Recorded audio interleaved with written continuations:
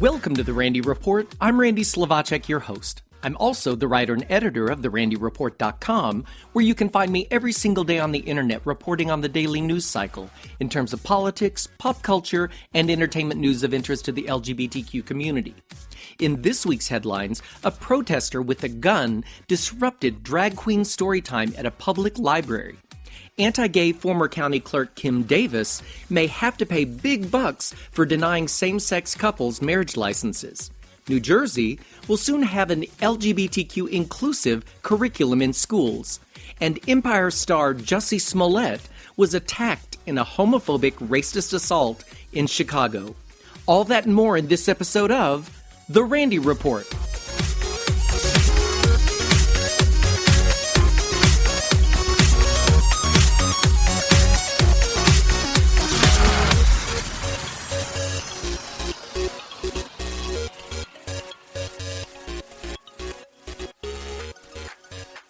A protester armed with a gun barged into a Houston public library this past week in an attempt to disrupt Drag Queen Storytime.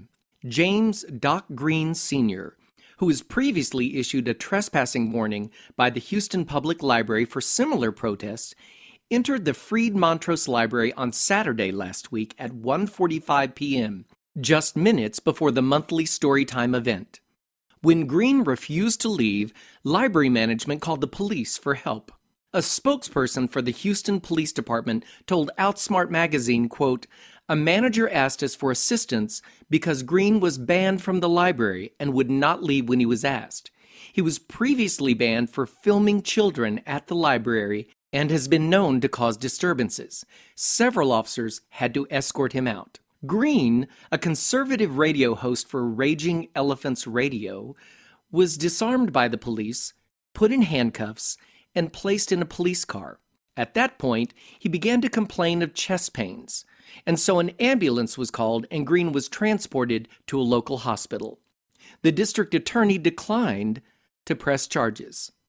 During the incident, Green asked the police officers, "How am I trespassing? I want the law. I want to see the law. How many cops does it take to tell me what the law is?" An officer told him, "You were given a trespass warning. They've requested you not to be on the property anymore." After several minutes of citing his status as a taxpayer and member of the press, Green was shown the trespass affidavit, but he disregarded it. The police then escorted him out of the building, where he declared for the cameras, "We have a bunch of homosexuals that are molesting children, and they're doing it with your help." So there are drag queens, and then there's a drama queen. I think we have enough queens for the day. Yeah. Organizers of Drag Queen Storytime say protesters are nothing new for the event, which features drag queens reading to children and their parents to encourage imagination and creativity. On January 3rd, Chief U.S. District Judge Lee H. Rosenthal dismissed a lawsuit by anti-LGBTQ activists who were attempting to stop the events in Houston. Drag Queen Storytime has in fact become so popular, it was recently announced that there will be additional readings added to the schedule. The state of Victoria is set to become the first in Australia to ban so-called conversion therapy. Ahead of attending the Midsummer Pride March, Daniel Andrews, the Premier of Victoria, which is similar to our governors in the U.S., announced plans to introduce legislation that will prohibit the harmful practice after an extensive investigation by the Health Complaints Commissioner found that those who have been subjected to conversion therapy experience psychological injury. Andrews called conversion therapy an evil practice, he's right, and said it had pushed shame and stigma onto LGBTQ people. In his announcement, he wrote, "These activities, commonly referred to as gay conversion therapy, claim to be able to change someone's sexuality or gender identity. What they really are is a most personal form of torture, a cruel practice that perpetuates the idea that LGBTQ people are in some way broken. But it's not LGBTQ people who need change. It's our laws." He closed the announcement by saying, "Here in Victoria, not only are you good enough, you're worth celebrating." Equality Minister Martin Foley told News.com.Australia that it will be a year before the legislation is introduced to Parliament so that they can engage in a consultation process and ensure the laws are exactly right. The government in Victoria has taken several steps in the past to improve the lives of LGBTQ people in the state. Since 2014, the government has invested more than $60 million towards initiatives to make the community a more equal place for LGBTQ people. The state also appointed Victoria's first Gender and Sexuality Commissioner and delivered legislation to provide equality in adoption. Back in 2015, then candidate for Kentucky Governor Matt Bevin was proud to announce he absolutely supported Kim Davis, the infamous county clerk who denied marriage licenses to same-sex couples. Even though the U.S. Supreme Court had ruled that marriage equality had become the law of the land, Davis refused to issue the licenses, citing her deeply held religious beliefs. It is important to note that those deeply held religious beliefs about the sanctity of marriage didn't stop her from marrying 3 different men 4 times, so there's that. At the time, the state required the name of the county clerk to appear on each marriage license, and Davis saw that as a tacit endorsement of same-sex marriage. Digging in her considerable heels, she stopped issuing marriage licenses altogether. Gay and straight couples, now unable to marry, sued Davis with the help of the American Civil Liberties Union. The result was a federal judge ordering Davis to issue the licenses, but she still refused. And so it was that the judge found her in contempt of court, and she was jailed for 5 days, making her the darling of the anti-LGBTQ crowd. The eventual solution was the Kentucky legislature changing state law that required county clerks' names on marriage licenses.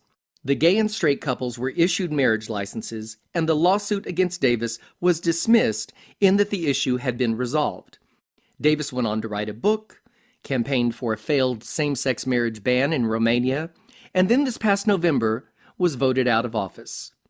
I only wish I had a sad trombone sound here. Wah, wah. But this sad tale isn't quite done yet. There is, as they say, the issue of the bill. In 2017, a district judge ruled that the state of Kentucky had to pay the $222,000 legal costs of the gay and straight couples who had brought the lawsuit against Davis. According to the Associated Press, lawyers for now Governor Matt Bevin say state taxpayers, quote, should not have to collectively bear the financial responsibility for Davis's intransigence. In a legal brief filed with the court, Bevin's attorney Palmer Vance wrote, "Only Davis refused to comply with the law as was her obligation and as required by the oath of office she took. Her local policy stood in direct conflict with her statutory obligation to issue marriage licenses to qualified Kentucky couples. Davis had an independent and sworn duty to uphold the law as an elected county officer." Now, for clarity, both Bevins and Davis believe that the court should not award any legal fees, saying that the gay and straight couples didn't technically win the lawsuit since it was dismissed after the legislative action. Steve Pitt, an in-house lawyer for the governor, says Bevins, quote, continues to support Miss Davis's actions, but if legal fees are to be awarded, the taxpayers of Kentucky are not responsible to pay the ACLU's attorney fees. Davis's lawyer, Matt Staver of the virulently anti-LGBTQ organization Liberty Counsel, which has been labeled an extremist group by the Southern Poverty Law Center, argues that Davis was acting on behalf of the state. Since Bevins appealed the initial ruling regarding court costs, the two sides faced off this past Thursday at the U.S. Sixth Circuit Court of Appeals in Cincinnati, where a 3-judge panel heard arguments on who will pay the legal fees. Stay tuned for the resulting ruling. New Jersey Governor Phil Murphy signed a new bill into law on Thursday requiring LGBTQ-inclusive education across the state. According to the governor's website, the new law requires boards of education in the state to, quote, include instruction and adopt instructional materials that accurately portray political, economic, and social contributions of persons with disabilities and lesbian, gay, bisexual, and transgender people. The policy will go into effect in the 2020-2021 school year.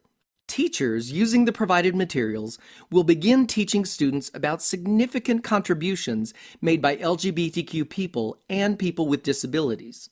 It's unclear if the policy applies solely to history classes or other subjects such as literature. In 2017, California adopted 10 new inclusive textbooks as part of their 2011 Fair Education Act.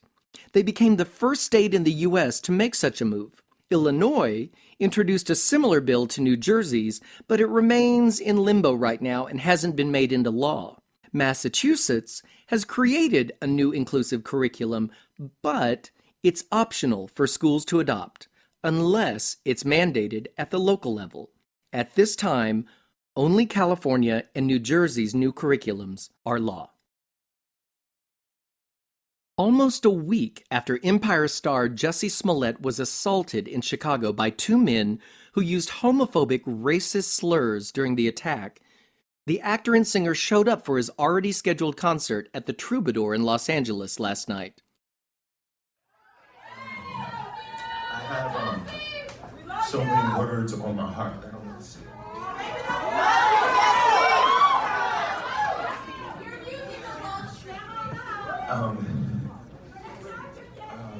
Thank you.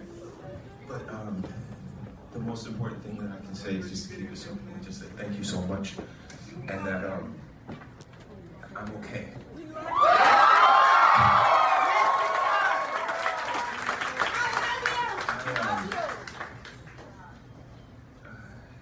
I forget I was going to say something.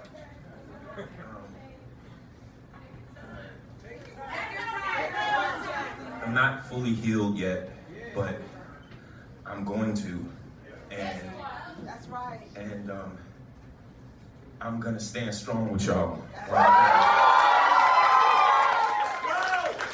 And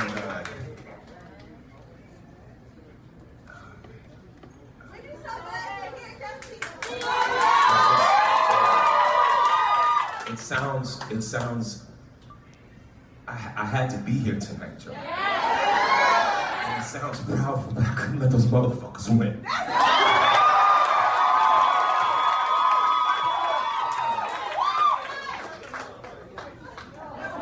So I will always stand for love.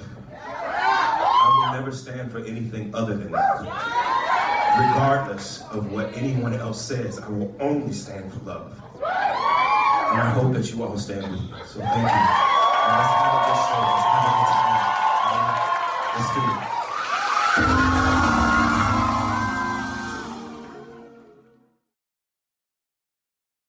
Before his final encore, Smollet said there were a few points of fact that he wanted to clear up regarding reports of the attack. Here's how he cleared that up. There's just a couple of points that I wanted to make really quick. Just because it's 4 points. My little sister is literally like Olivia Pope, like she's in the back. I was bruised, but my ribs were not cracked. They were not broken. I went to the doctor immediately. Frank Gatson drove me. I was not hospitalized. Both my doctors in LA and Chicago cleared me to perform, but said to take care, obviously. And above all, I fought the fuck back.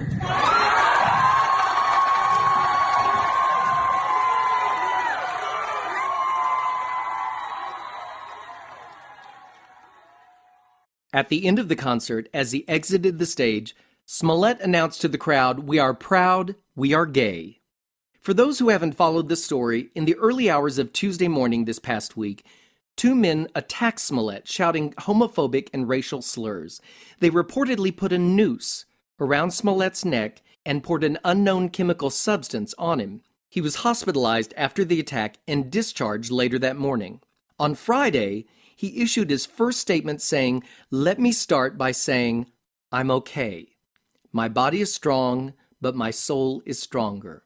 More importantly, I want to say thank you. The outpouring of love and support from my village has meant more than I will ever able to truly put into words. When the news of the attack first surfaced, Chicago police said they were investigating if it was a hate crime. Homophobic and racist slurs. Yeah, A plus equals. Hate crime, got it. On Wednesday, they released photos of persons of interest in the case. The FBI is also investigating the assault. Disney is hosting its own official Pride event for the first time at Disneyland Paris, welcoming the LGBTQ community to celebrate diversity at the place where dreams come true. For the first time, Disney will present Magical Pride, a celebration of pride, fairy dust, diversity, and all things Disney, taking place on June 1st, 2019. Inspired by Gay Days, the unofficial event held at Disneyland Resort in California and Walt Disney World Resort in Florida, Magical Pride at Disneyland Paris first took place in 2014 as an unofficial event and has grown each year. Last year, Disney experimented with selling Pride merchandise like rainbow Mickey Mouse ears in boutiques. The new official Pride event in June is expected to draw thousands from around the world. The Arkansas Supreme Court has ruled that the city of Fayetteville can't enforce its anti-discrimination law as a case challenging it works its way through the courts. In 2015, Arkansas passed a law which bans cities and local municipalities from passing anti-discrimination laws that protect categories not mentioned in state law.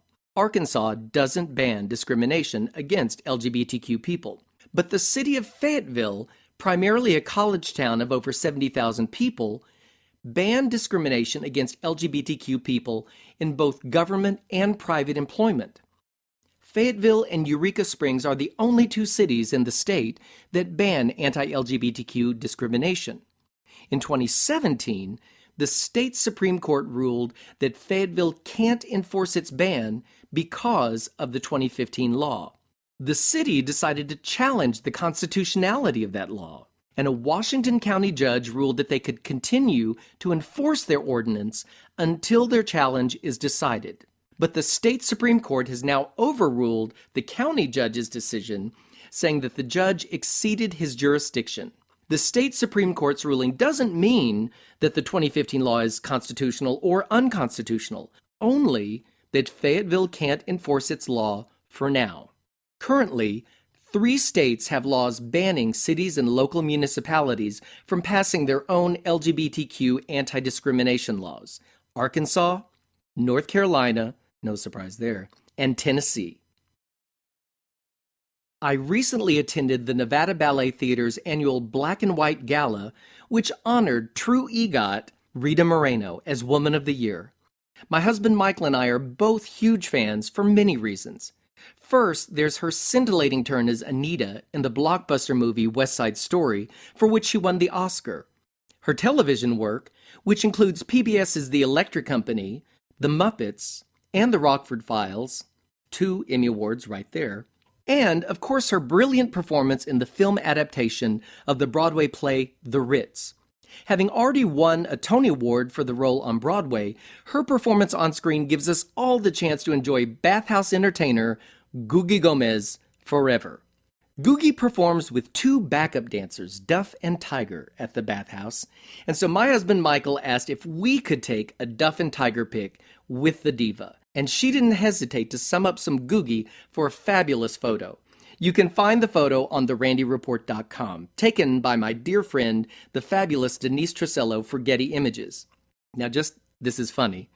Over on the Getty site, the caption for the photo reads, "Michael Caprio, Rita Moreno, and Randy Slavacek arrive at Nevada Ballet Theater's 35th annual Black and White Ball at Aria on January 26, 2019 in Las Vegas, Nevada," which really makes me laugh because it sounds like we came with her. So anyway, I did get a couple of minutes to chat with the Regal Rita on the red carpet, so I thought I'd share this with you. Now, I'll tell you, I'm not a red carpet interviewer. I thought I was going to get about 5 minutes. It turned into 3 minutes, so you get what you get on the red carpet. But here's me chatting for just a second with Rita Moreno. We talk about the upcoming reboot of the movie of West Side Story, where she will have a gender-bending role. I mentioned the fact that I worked with Treat Williams, her co-star from The Ritz, and a couple of other things. Here we go.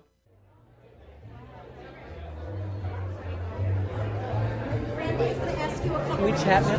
Yeah. Thank you. So I'm going to take the time to chat while we can. Yeah. Thank you so much. So my first question, 1961, West Side Story, the world fell in love with Anita, a strong woman. I feel like the world is just catching up sometimes today. You're right, yes. Yeah. And here we are today, and West Side Story is about to be revisited, and you're going to be a part of it. It's going to be redone, yes, by Steven Spielberg, and the book is going to be written by Tony Kushner, Angels in America. And you're going to appear in the movie. I'm going to appear in the movie. The gender bending. Well, it's Doc's candy store. Yes. But Doc is now, he's died. Okay. And I am his wife, Valentina. That's how they're doing Awesomeness. it. Awesomeness. But it'll be a totally different chemistry, a different synergy for you and whoever's playing Tony. Absolutely. It'll be a different thing. It's time. That's right. I love that because here we are today. It's a different thing.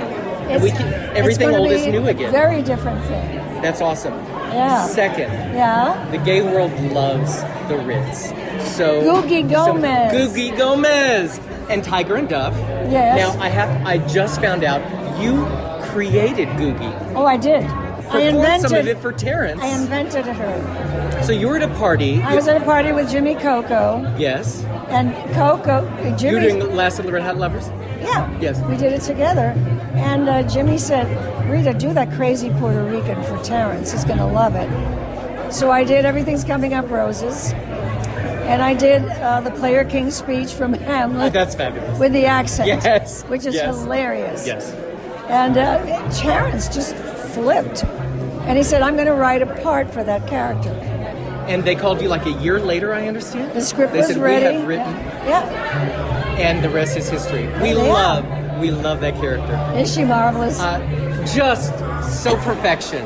And she's just such a wonderful through line through the whole movie. I know. Tony Award. I also have to say, 1 degree of separation. My last Broadway show was the first revival of Stephen Sondheim's Follies with Treat Williams. Oh my gosh. Which I love. Now you sing? Yes, I sing and dance. And wow. So I got to work with Treat and Blythe Danner and Judy Ivey and my dear Polly Bergen. We closed on our birthday. She and I have the same birthday. Uh-huh. But it was a wonderful, wonderful experience. And I was a huge fan of Treat, in great part because of the Ritz. I also want to ask, we're here at the Nevada Ballet Theater Gala, Woman of the Year. Let's talk about dance for a second, because dance is so easy, right? It's hard. Oh, God. It's hard. It's so a foundation hard. for us. Once a dancer, always a dancer, right? Yeah. Oh, yeah. Yes. Yeah. It's. What a wonderful organization this is. Isn't it wonderful? Absolutely. I love it, and I love that they're helping kids from the inner city. I think it's spectacular. She truly is amazing and inspirational. And yes, I totally fanboyed out. And that brings me to the end of this episode of The Randy Report.